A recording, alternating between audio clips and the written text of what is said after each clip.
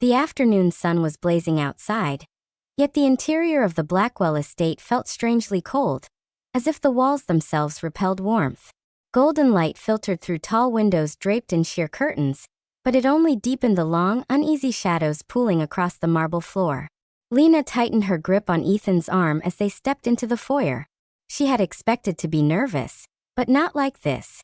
Something about the house, its silence, its polished perfection, its stiff-backed portraits, made her feel as though she had entered the lair of someone who would rather she hadn't.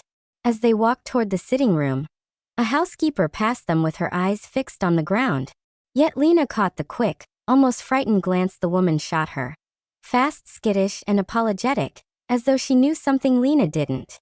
"Ethan, it's freezing in here," she whispered. He gave her hand a protective squeeze. "Just stay close. My parents said they wanted to talk, but it's probably nothing." Nothing. Lena doubted that more with each step. They entered the northern wing, where the ceilings rose higher and the air felt heavier. Ethan's father's study sat at the end of a long hallway. A massive room paneled in dark mahogany, the kind that seemed built for intimidation. When Lena crossed the threshold, it felt like entering a cavern that swallowed sound and light alike. Behind an enormous antique desk sat Charles Blackwell, a broad-shouldered man with silvering hair and eyes like polished steel.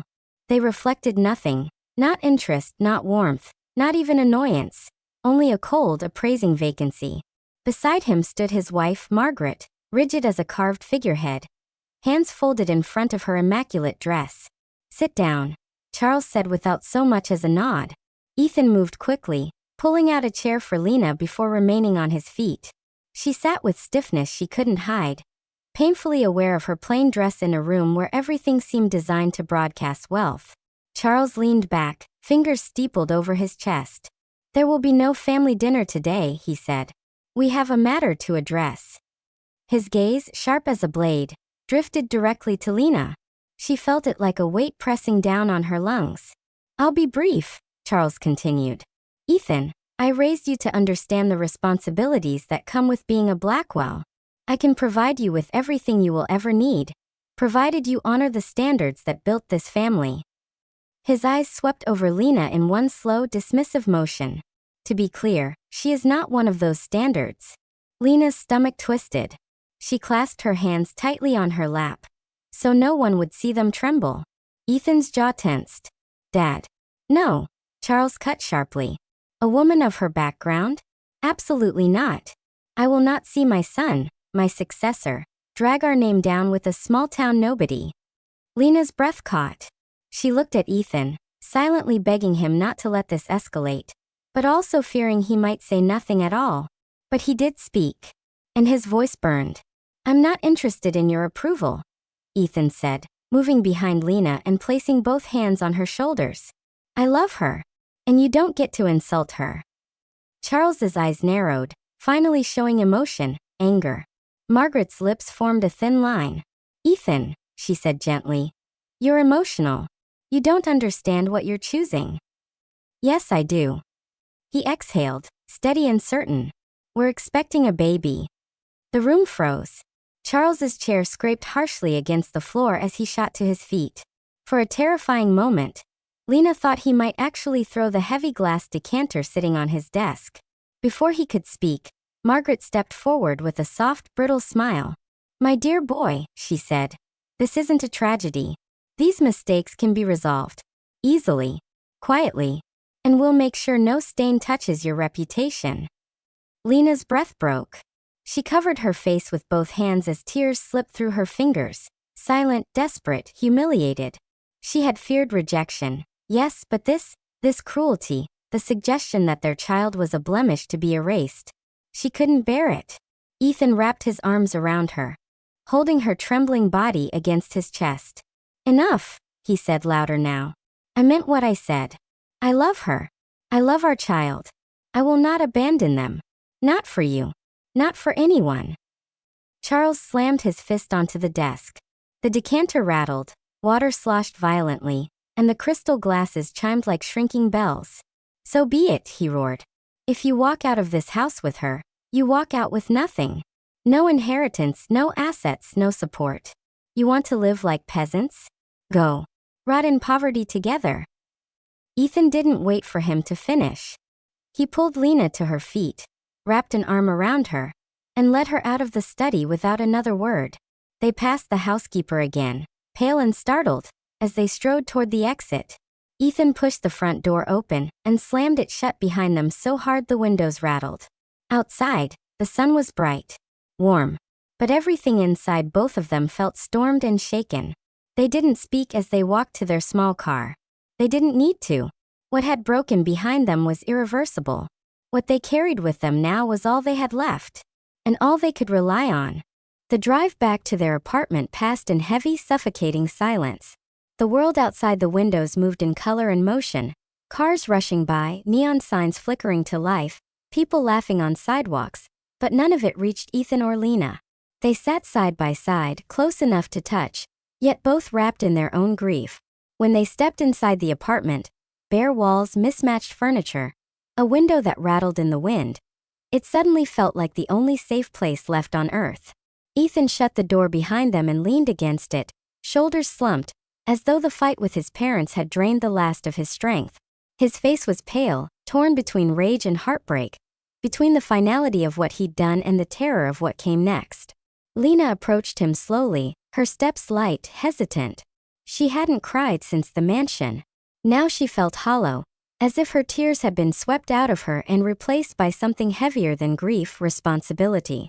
"We should talk," she whispered. Ethan let out a breath that shuddered as it left him. "Talk about what, Lena?" His voice was raw. "Everything's already been decided. I'm a disowned son with nothing to my name but you, and our baby." She touched his hand gently, guiding him toward the couch.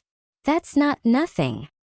He sank down beside her, burying his face in his palms. "It feels like nothing." Lena lifted his hands away and placed them on her stomach. Her voice, though soft, carried a steadiness she didn't know she possessed. "You're not poor as long as you have a conscience. You're not alone as long as you have us. You protected me today. You protected our child. That means more than any inheritance ever could." He swallowed hard, his eyes glistening with emotions he fought to contain. But Lena wasn't finished. "Ethan, I need you to be honest with me." Her throat tightened, but she pushed through it. "I'm keeping the baby no matter what your decision is. You know that. So tell me, are you choosing this life freely? Or do you want to go back to the one your family offered you?" He tried to interrupt, but she raised a hand to stop him. "Don't answer just to comfort me. I can take the truth, whatever it is." Her sincerity struck him deeper than any accusation could have. He stared at her, truly seeing her courage, her vulnerability, the quiet strength she'd shown even while being humiliated. He sat up straighter. "Lena," he said softly, then firmer, "I meant every word I said back there. I love you. I love our child. And I won't crawl back to a house that treats the people I love as bargaining chips."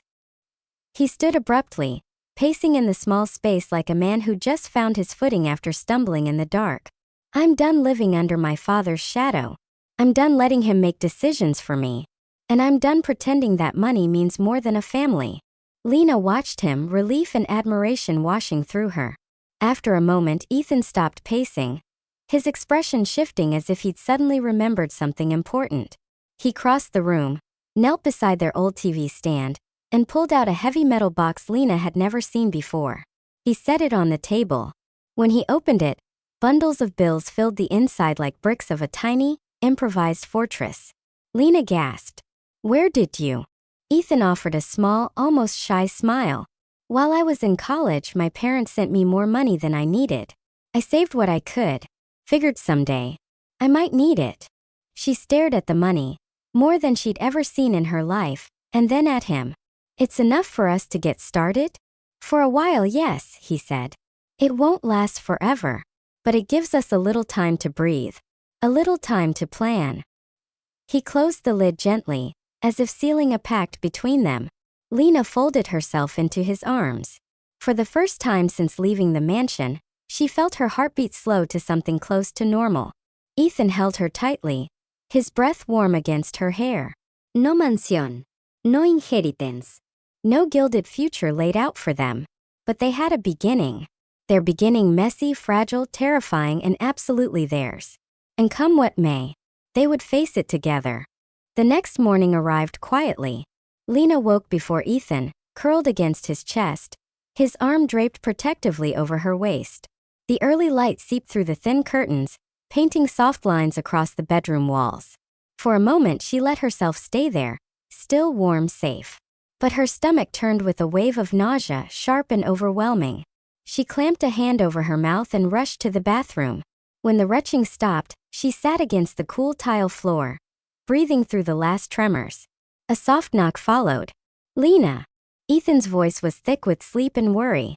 She opened the door a crack. "I'm okay." Morning sickness. He knelt beside her immediately, brushing a strand of hair behind her ear. "I wish you didn't have to go through this." She managed a tired smile. "It's part of the deal."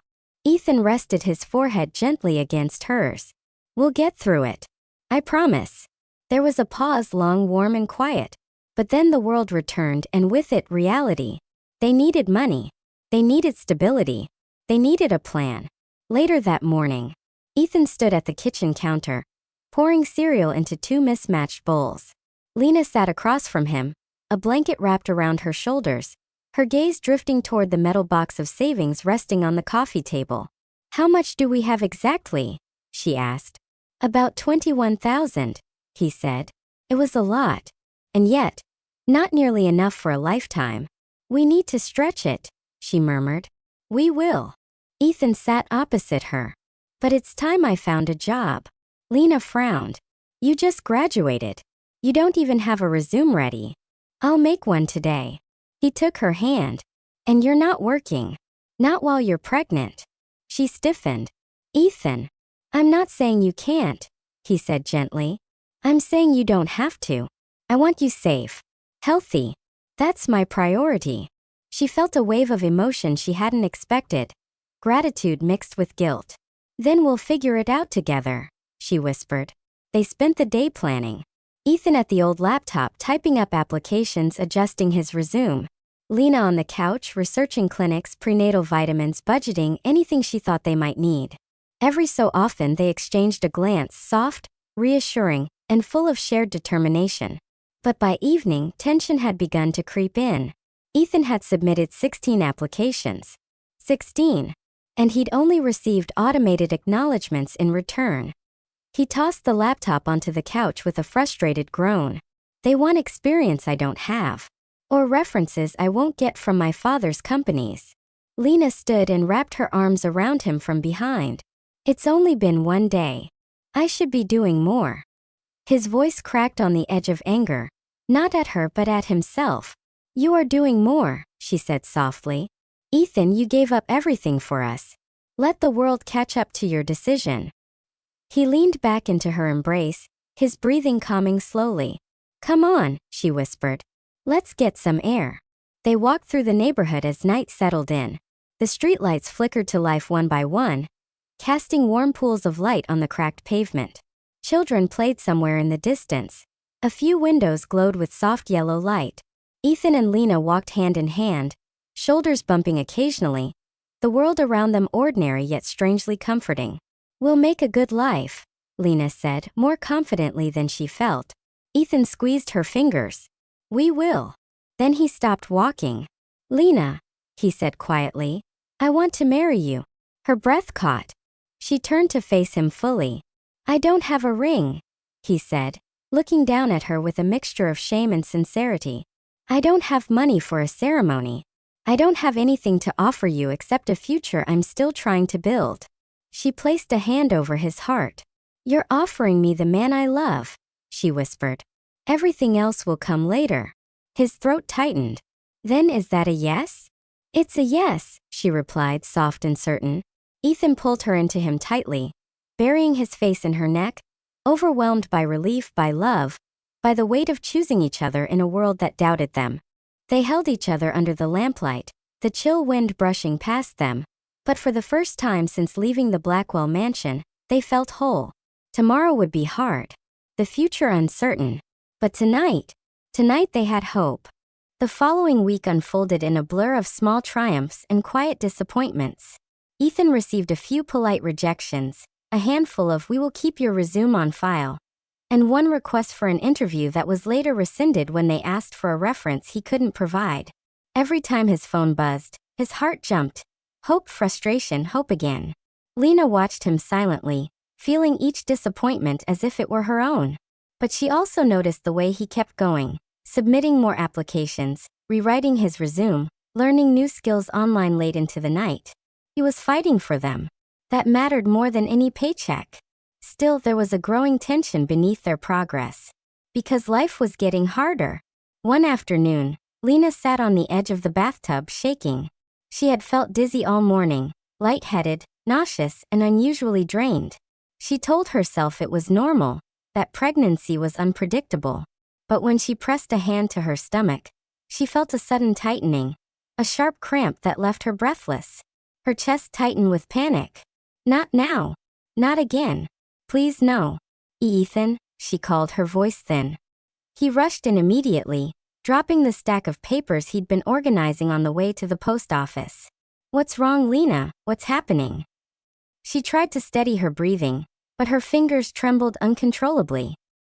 I don't know. My stomach. It feels strange. And I'm dizzy.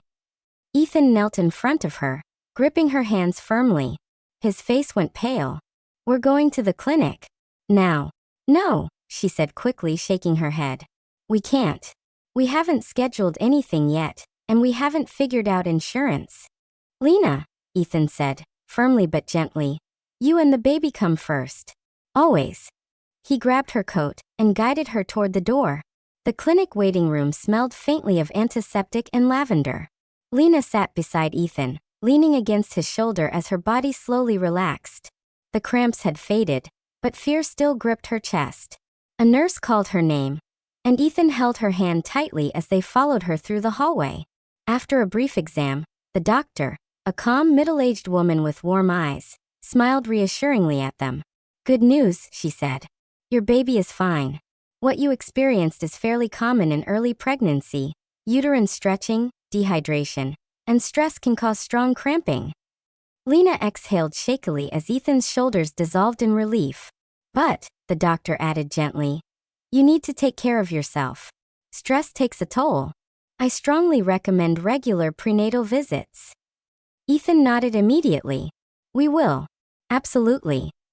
But Lena saw the flicker in his eyes, the cost, the logistics, the reality. The money in their metal box wouldn't stretch as far as they needed it to.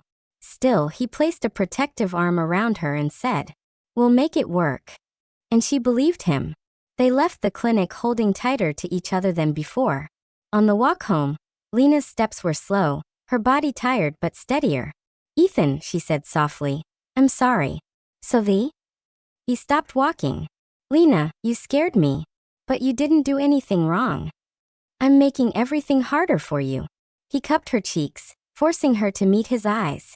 You're the reason I'm fighting. You're not a burden. You're my family.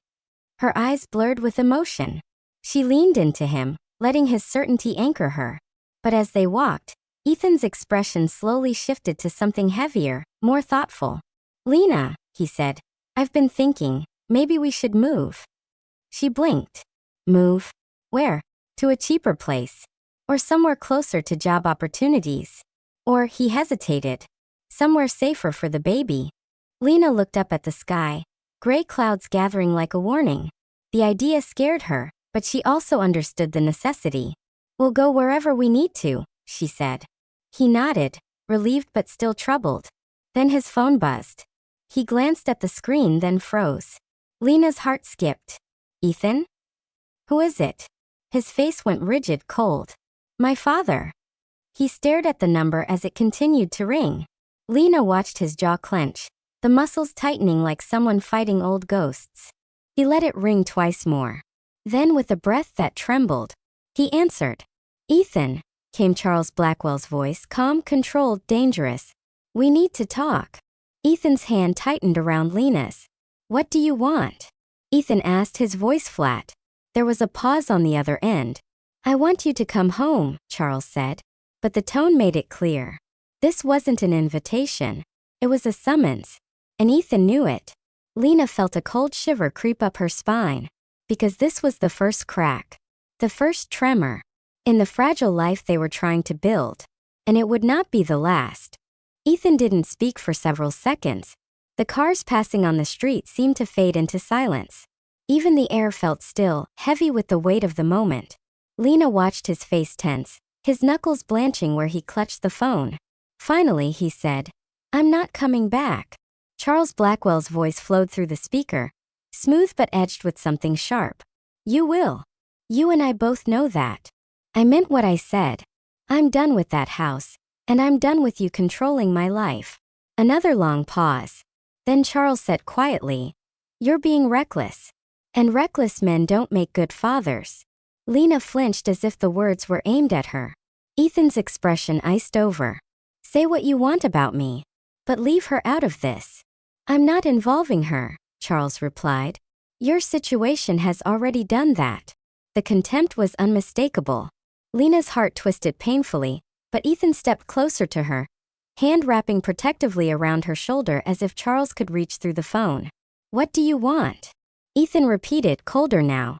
"I want my only son to stop humiliating himself," Charles snapped. "I want you to come to your senses before you destroy your future. Before you tie yourself permanently to a girl with no background, no prospects. Stop." Ethan's voice cut like a blade. "I'm done listening." "Ethan."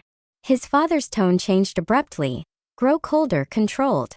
"Do you think you can raise a child without means? Without health care? Without a stable home? Your savings won't last. Your little job applications won't pay for a birth, let alone a life." A chill ran down Lena's spine. Charles didn't sound angry anymore. He sounded certain, confident, prepared, as though he'd been waiting for the moment Ethan would falter. Ethan took a breath that shook with rage. "I'll figure it out." "You won't." Charles's voice lowered, almost a whisper. "But I will give you one chance. Come home. Alone. We will discuss terms." The way he emphasized alone made Lena's stomach turn. "And what about Lena?" Ethan demanded. "She has nothing to do with this conversation," Charles said smoothly. "Not yet." Lena's breath caught. "Not yet." Ethan straightened. "I'm not coming unless she comes with me." "Then you don't come," Charles replied, final and absolute. "And understand this, Ethan, you are choosing poverty. You are choosing instability. And when the consequences arrive, I won't save you." The line went dead. Ethan stared at the phone, chest rising and falling in uneven breaths. For a moment, neither of them spoke. Then Lena touched his arm gently. "Ethan." He shoved the phone into his pocket and closed his eyes, jaw clenched so tightly a muscle twitched near his temple. "He's trying to scare us," Lena whispered. "He's trying to make me break," Ethan said. "He wants me crawling back alone so he can what? Negotiate my life like a contract." Lena hesitated. "What are you going to do?" "I don't know." His voice cracked. "I don't know, Lena." She stepped closer, placing her hand over his chest, feeling his heartbeat pounding beneath her palm. "Whatever we do," she said softly, "we do together." His breath steadied. Slowly, he pulled her into a tight embrace, his chin lowering to rest against her hair. "Together," he echoed. But the tension in his body didn't ease. That night, the wind rattled their window again, harder this time, like an omen tapping at the glass. Ethan couldn't sleep. He lay awake beside Lena, staring at the dark ceiling, the ceiling fan spinning lazily above them. He thought about Charles's voice, his certainty, his power, his cold willingness to manipulate. And beneath it all, a deeper fear gnawed at him. What if his father was right? What if he really couldn't provide? What if the savings ran out? What if Lena or the baby needed something he couldn't afford? He rolled onto his side and watched Lena sleep, her hands curled near her face, her breathing soft and steady. Her vulnerability made something tighten inside him. A quiet terror. A fierce devotion. He couldn't fail her. He couldn't fail their child. But tomorrow the world would demand answers he didn't have. When dawn finally crept in through the curtains, Ethan was still awake, eyes red, mind racing, a decision forming in the quiet hours of uncertainty. And when Lena opened her eyes, the first thing she saw was him sitting on the edge of the bed, shoulders rigid, face unreadable. "Ethan," she whispered. He turned slowly. I need to see him." Her breath caught. "Ethan, no. Not alone. That's what he wants." He shook his head. "He wants control. I'm going to show him he doesn't have it." Lena's pulse quickened. "Then I'm coming with you." No, his voice was gentle but firm. "This isn't going to be a conversation a pregnant woman should hear. I won't put you in that room again." Her eyes stung. "Ethan." He took her hand, pressing it to his heart. "I'm doing this for us. For our future. I won't let him threaten us again." She swallowed hard, her voice barely a whisper. "Promise you'll come back." He leaned in, kissing her softly, tender, lingering, full of everything he couldn't say. "I promise." But as she watched him walk toward the door, a cold dread settled in her bones. Because she knew Charles Blackwell, and she knew nothing he did was ever simple or safe. The sky was overcast when Ethan left the apartment, gray clouds rolling low, as if the world itself could sense the storm he was walking toward. He shoved his hands in his pockets, keeping his head down as he moved through the familiar streets. The city felt colder today, harder, less forgiving. Every step away from home felt like a pull in his chest. Every step toward his father felt like stepping closer to a blade. He didn't text, didn't call. He needed no invitation. Charles Blackwell always kept the gates open when he wanted obedience. When Ethan reached the mansion, the wrought iron gates were already parted.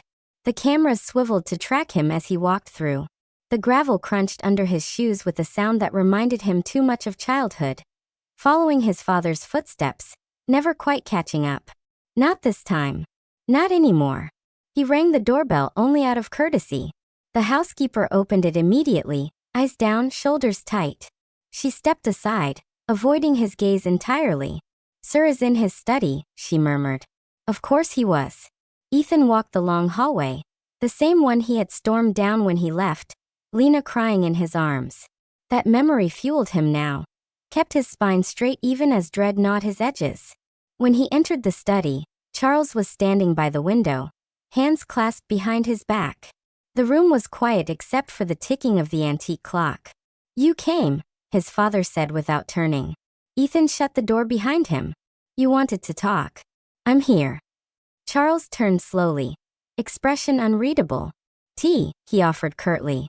"No. Seat." Ethan remained standing. A faint smile tugged at Charles's mouth. "Still dramatic, I see. What do you want?" Ethan asked, voice flat. Charles picked up a file from his desk and tapped it with a finger. "I've been looking into your situation." Ethan stiffened. "Meaning what?" "Meaning," Charles said, opening the folder. "I know where you live. I know how much you have in savings. I know you've applied for 43 jobs. I know you were at the clinic yesterday after she had a scare." Ethan's blood ran cold. "You had someone follow us?" "You are my son," Charles replied. "I will not watch you destroy your life without intervening." "That's not intervening," Ethan snapped. "That's stalking." Charles closed the file. "I want you home." "No. You will come home, Ethan. I will give you every advantage you've thrown away. A trust fund. A career. A future for your child." Ethan's jaw clenched. "I'm not selling my family for security." Charles approached him slowly, like a hunter circling prey. "You think you can raise a child on stubbornness?" he asked. "On $20,000 in pride? You think love fills a refrigerator? Payer hospital bill? Keeps her safe?" Ethan flinched despite himself. Charles saw it and pressed harder. "Love is not enough. And when everything falls apart, she will blame you. You will blame yourself. And your child will suffer for your foolish idealism." "Stop," Ethan growled. "You stop pretending you're capable of this," Charles said sharply. "You're not ready. You're not equipped. You're not." "Enough." Ethan cut in, voice trembling with fury. "Is that what you're going to say?" Charles didn't deny it. Instead, he walked back to his desk and picked up a pen. "Sign this," he said, placing a document on the table. "I'll restore your inheritance, give you a position in the company, provide full support." Ethan took a step closer, eyes narrowing. "What is it?" "A contract," Charles said. You return home. She does not. The world went still. Ethan felt something sharp twist behind his ribs. His hands curled into fists. Charles continued calmly, as if reading a grocery list. You will be free to support the child financially, but Lena will be compensated to step out of the picture. Quietly, discreetly, permanently. Ethan's breath stopped. And if I refuse, he whispered. Charles looked him dead in the eyes. I will make sure you have nothing. No work. No prospects. No support. Your savings will evaporate in months. Your child will be born into instability, stress, hardship. He leaned closer. And she will eventually leave you because you cannot provide. A hollow, burning silence followed. Then, Ethan reached down, grabbed the contract, and tore it clean in half. The paper ripped like a scream. Charles's face hardened. Ethan. Ethan slammed the pieces onto the desk. I will never abandon her. Not for you. Not for money. Not for anything. Then you choose poverty, Charles hissed. I choose family. Ethan didn't wait for permission. He turned and walked out, fast breath shaking, fury pounding through him. Behind him, Charles shouted. You're making a mistake. Ethan didn't stop. You'll regret this. He kept walking. You're not ready to be a father. Ethan reached the doorway, turned his head just once, and said, I'm already more of a father than you ever were. Then he left. He walked down the hallway, out the front door, through the gates, each step faster, lighter, stronger.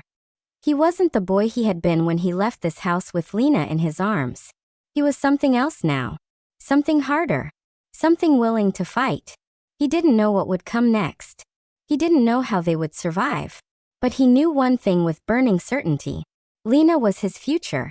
Their child was his future. And no contract, no inheritance, no threat would ever change that. Ethan didn't slow down until he was several blocks away from the Blackwell estate.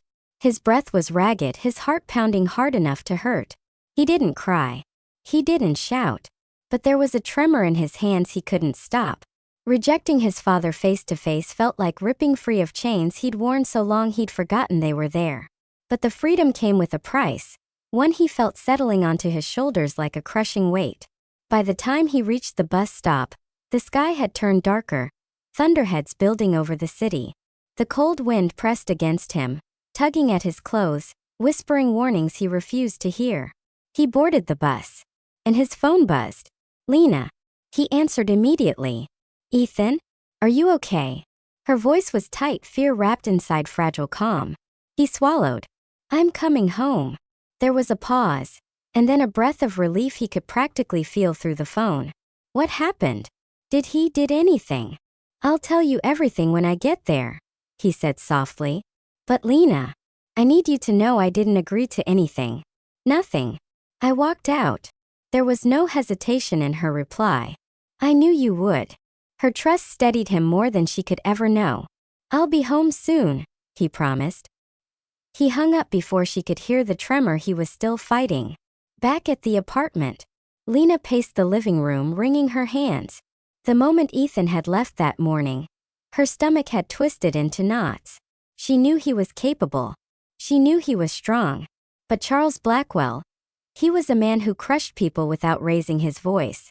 She had barely eaten all day, unable to shake the dread settling in her bones. When the doorknob finally turned, she rushed forward. Ethan stepped inside. Soaked with rain, shoulders tense, eyes shadowed with something deeper than exhaustion. Ethan, she breathed. He closed the door behind him, leaned back against it, and finally let out the breath he'd been holding for hours. It's done, he said. She hesitated. Did he threaten you? Ethan gave a broken laugh. He offered me my entire inheritance back. Her heart stilled. If you left me. Not left, Ethan corrected bitterly. Erased you. Lena's breath hitched. Her hand flew to her stomach instinctively, protecting without thinking. What did you say? She whispered. Ethan met her eyes and something fierce, protective, unshakable glowed there. I told him no. He took a step closer. I tore the contract in half. Another step. And I told him I choose you. Both of you. One more and he reached her. Every time. Her eyes blurred before she even realized she was crying. She threw her arms around him, burying her face in his chest. Ethan, why does he hate me so much? He doesn't hate you, Ethan murmured, holding her tightly. He hates losing control. He'll try again. She said it like a truth she couldn't escape. I know, Ethan said, voice low. But he won't win. She felt him tremble then, not with fear, but the adrenaline crash of hours of restraint. She pulled back just enough to see his face. You're shaking, she whispered. He managed a tired smile. It was harder than I expected. Come here, she said gently. She guided him to the couch, pushed his wet hair back, and kissed his forehead with quiet tenderness. Whatever happens next, she promised, you're not facing it alone. His eyes softened. I know. But the peace didn't last. Thunder cracked outside, sharp, violent. The apartment lights flickered twice before settling again. Ethan frowned. Storm's getting bad. Lena nodded, pressing a hand over her stomach as a faint ache fluttered through again. Maybe it'll pass in a few hours. But before Ethan could reply, his phone buzzed. Both of them stiffened. He lifted it slowly. Unknown number. A chill slid across Lena's skin. Don't answer it, she whispered. Ethan hesitated. But the phone buzzed again, persistent. He accepted the call and put it on speaker. A smooth, unfamiliar voice spoke. Mr. Blackwell, we'd like to discuss your employment applications. Ethan blinked. What?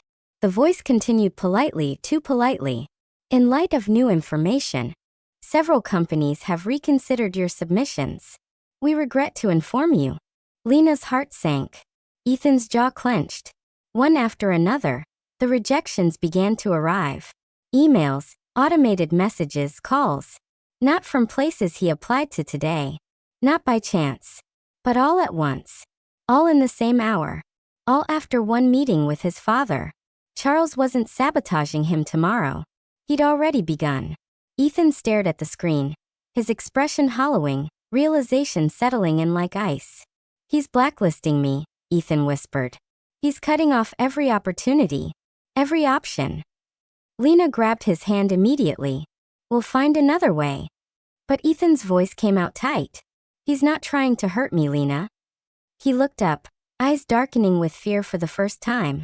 He's trying to make me desperate enough to give you up. Lena's breath caught.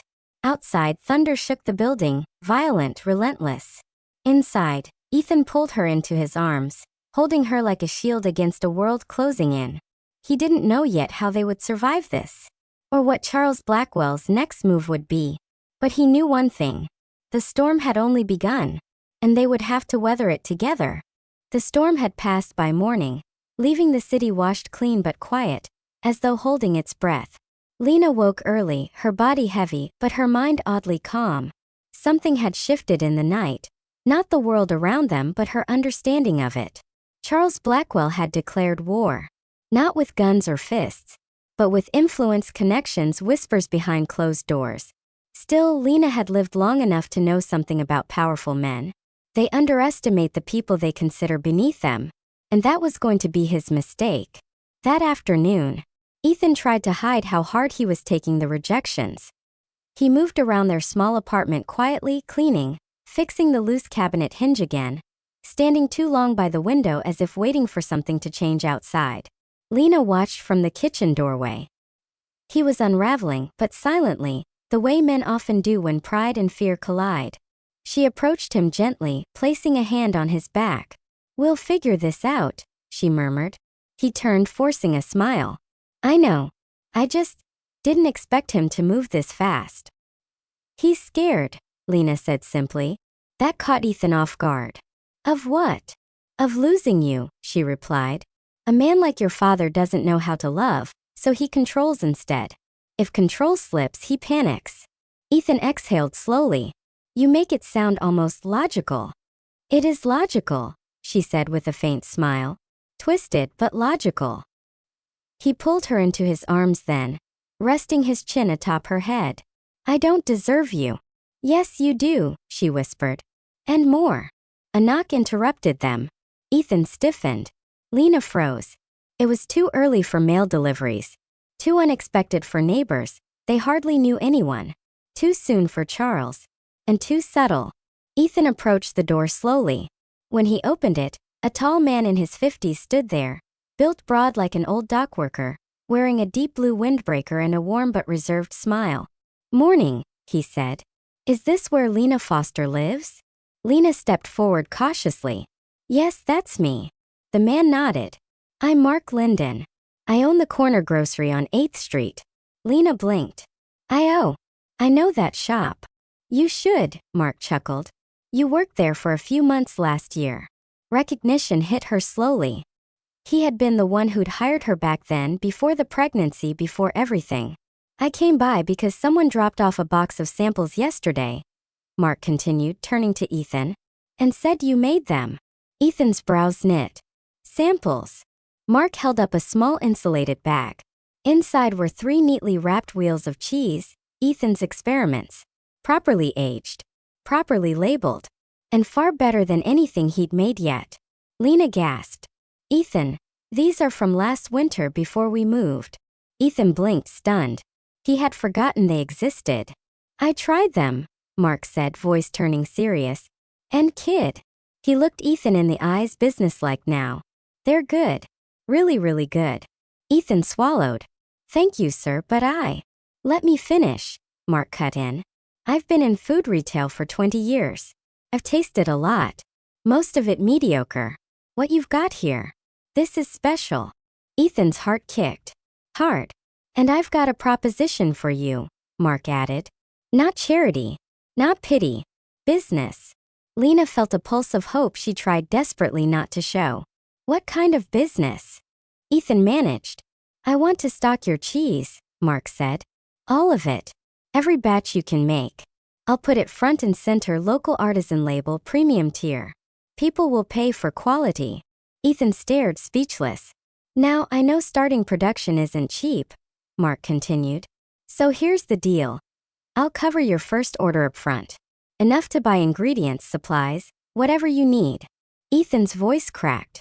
"You'd really do that for us? For good product?" "Absolutely." He paused, then added with a softer tone. "And because Lena always worked hard. Never complained. People like that deserve a chance." Lena felt tears prick her eyes. Mark cleared his throat awkwardly. "I'm not asking for favors. I'm offering a partnership. The question is, are you in?"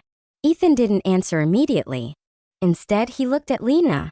Her eyes were shining. Fear, hope, and disbelief all tangled together. She gave him a small, trembling nod. He turned back to Mark. "We're in," Ethan said, voice steady. "Absolutely." Mark grinned and extended his hand. Ethan shook it, for the first time feeling the ground under his feet solidify again. "Good," Mark said. "Then let's get to work." After Mark left, Ethan shut the door and leaned back against it, sliding down until he was sitting on the floor. His hands were shaking.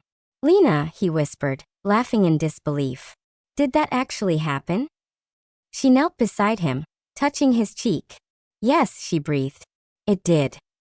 He grabbed her and pulled her into a tight embrace, burying his face in her shoulder. "He can't stop us," Ethan whispered fiercely. "He can try, but he can't." "No," Lena agreed. "He can't." For the first time since Charles Blackwell had turned their world upside down, Ethan felt something powerful bloom in his chest. Not anger. Not fear. Momentum. A spark. The beginning of a future he could build with his own hands. And Lena, feeling the warmth of his chest and the steady rise of his breath, knew. This wasn't just good news. It was the turning point. The weeks that followed moved in a rhythm Ethan and Lena hadn't felt in months. Hard work, anticipation, small victories, and the steady, thrilling hum of possibility. Their tiny apartment had transformed into a workshop. Tables lined with wheels of cheese, fermenting cultures, racks of molds, and jars of starter cultures. The smell of milk, salt, and ripening cheese hung in the air, oddly comforting. Ethan worked like a man possessed. Every wheel, every batch, every experiment was his statement to the world. We can do this without him. Without anyone controlling us. Lena, ever the backbone, organized supplies, labeled wheels, and kept meticulous records. She also juggled evenings at the grocery store and prenatal appointments, refusing to let fatigue dampen her determination. Together, they moved with precision, like a pair who had survived a storm and now knew how to navigate anything. The first public recognition. It was a chilly Saturday morning when Mark Linden called them with news. Their cheese would be featured at the city's artisan market. Ethan's hands shook as he packed the first batch. Lena adjusted the labels, double-checked weights, and finally whispered, "We did it. We're really doing it." Ethan grinned, exhausted but radiant. "Yeah, we are." The market was bustling, vendors shouting, smells of baked goods and roasted coffee drifting, children laughing and running. Ethan and Lena set up their small stall, unsure if anyone would notice them amid the chaos. It didn't take long. The first customer approached hesitantly, tasting a slice of their camembert. Her eyes widened. She bought 2 wheels immediately. Others followed. Within hours, the small stall that had seemed so vulnerable became the busiest booth at the market. Lena watched Ethan in awe. He was confident, patient, charming. Not the man broken by his father's threats, but someone reborn. This is really happening," she said softly. Ethan took her hand. "We made it happen. Together." The message arrives. That evening, exhausted but elated, they returned home to the small apartment, now filled with a sense of triumph. Ethan's phone buzzed. It was a message from an unknown number. "I see what you've done. Impressive." Ethan scowled. Lena grabbed the phone. "Charles." He didn't reply, but a chill ran down their spines. "Doesn't matter," Ethan said firmly, locking the door. "No more fear. We can't let him touch our life." Lena nodded. "He can't. Not now. Not ever." Growing the dream. Months passed. Orders increased. Local restaurants called. Mark helped them secure a small rented creamery outside the city. Their production expanded, and they perfected their signature cheeses. Soon, they were experimenting with jams and chocolates, combining flavors in unexpected ways. Lena's natural intuition for taste guided Ethan, creating products that became an instant hit in local markets. Their small savings were spent wisely, every penny an investment in the life they were building together. Through it all, Lena's belly grew. Their child became the heartbeat that drove every decision, a living symbol of their resilience and love. Ethan often stood in the creamery, watching his wife knead curds or taste a batch, and felt a surge of pride and gratitude. The man who had walked out of his father's house under threat, who had faced ruin and humiliation, was now creating a life and a legacy of his own making. The encounter.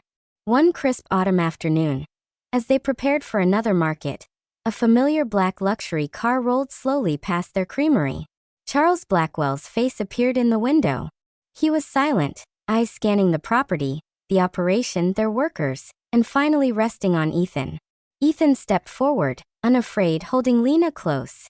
Charles's expression didn't change, but his lips pressed into a thin line. For the first time, there was no power over Ethan, no intimidation, no contract to tear up. "I see you've made yourself comfortable in my absence," Charles said at last. Ethan's voice was steady, calm, and unwavering. "This is our life now. Not yours. Not anyone else's." Lena rested her hand on her belly. "And we're not going anywhere." For a long moment, Charles said nothing. Then finally he nodded, as if accepting a truth he could not change. The car pulled away. Ethan exhaled, a mixture of relief and triumph flooding through him. A life reclaimed. Years passed. The creamery became a thriving business. Ethan and Lena's cheeses gained fame far beyond the city, their jams and chocolates becoming sought-after delicacies. Their son grew up surrounded by fresh air, fields, and love. They built a house near the creamery, modest but beautiful. A home filled with warmth, laughter, and the aroma of baking and cheese. Charles Blackwell never regained control over Ethan. Over time, even he had to admit, silently, that the boy he tried to manipulate had grown into a man of integrity, courage, and vision. Ethan often told their son the story of how love, determination, and refusing to surrender had saved them. Lena reminded him that every challenge was a lesson in strength. Together, they had built more than a business. They had built a life. One defined not by fear or wealth, but by love, hard work, and an unbreakable bond. And as Ethan watched Lena laugh with their child under the golden afternoon sun, he knew. This was victory. This was freedom. This was home. Let me know how you liked my story. And be sure to subscribe to our channel. A new story will be posted here tomorrow.